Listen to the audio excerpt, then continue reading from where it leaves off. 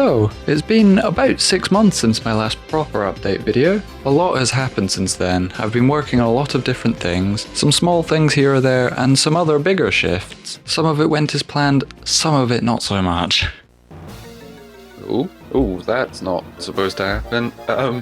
What on earth is happening? My frames! Well, this hasn't quite gone to plan. One of the biggest things first. What's the game's story? For months I had all these levels and systems, but players would just wander around, which is fine, but it felt empty. Literally empty halls. I'm not going to go into any of the details of the story because you'll have to play the game for that. For the story I wrote, I needed voice actors. Getting voice actors involved was actually pretty easy. All the voice lines have been written and recorded, which I'm very pleased about. It's still not perfect, but there's a reason to explore now.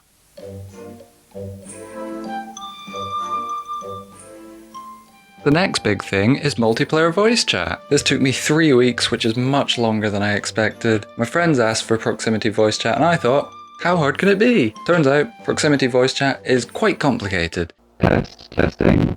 But it was definitely worth all the evenings of debugging. It just connects you to the game more. Hello? Where is everyone? Hello? Also, I switched from using IPs to connect to games to using game codes, because no one wants to use an IP. I had to fix a bunch of multiplayer system holes and bugs, some of which would cause crashes or just break the whole system.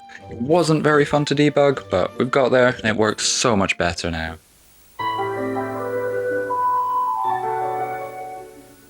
Then there's the little things that seem small, but do actually make a decent difference. Like, I've completely rewrote the swimming system. The old one looked and felt a bit ridiculous. The new one actually feels quite decent. I've added Discord rich presence, so you can show your friends what level you're exploring. I rewrote the entire camera depth of field system because I wanted more control over the visuals. I'll get into that a bit later in this video. I've added proper animations for walking, running, and jumping. You're able to throw and pick up objects now, which is actually surprisingly fun.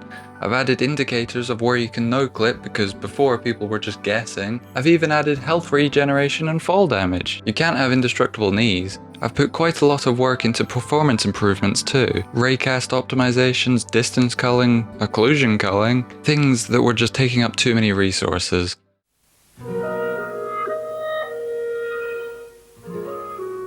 Now, back to some of the bigger updates. You can now buy tapes and equipment. You can do this via a new shop, where you can exchange Prism tokens for these tapes and equipment.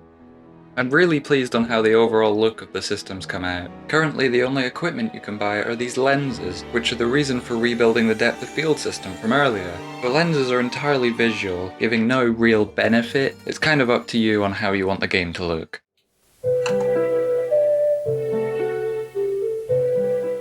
Now, looking back at February, the game feels very different, but with some good progress. There are still loads of things I would like to add and inevitably fix. My friends who have playtested the game have given great feedback, but are also very good at breaking everything. More updates and better detail are on my website if you're interested. At the moment, I'm hoping to release the first version at the beginning of next year, but we'll have to see what happens. Thank you so much for watching. I hope you have a great rest of your day, and I'll see you later. Bye bye!